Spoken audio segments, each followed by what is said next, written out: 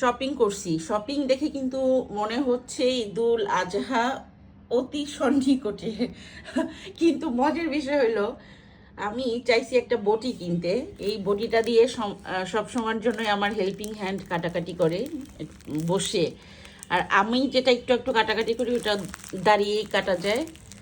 তো এখন বিষয় হলো এই বটি দেখে না আমি নিজেই ভয় পাইতেছি যে এত বড় বটি তো চাই নাই। হ্যাঁ, তো আমার হেল্পিং হ্যান্ড আগামীকাল এটা দেখলে না জানি ভয় পেয়ে যায়। ঠিক আছে, সেই রকমের বড় একটা বটি। আমি এত বড় চাইনি আসলে। খুলে দেখাই। ফাইনালি খুলেই দেখালাম, অনেক বড়। হ্যাঁ, অনেক বড় বটি। আমি নিজে ভয় পাচ্ছি, যদিও এই বটি দিয়ে না কাটার অভ্যাস আমার নাই, দাঁড়িয়ে টুকটাক কাটা লাগলে কাটি। বাট এইটা হলো আপার জন্য অর্ডার করেছিলাম।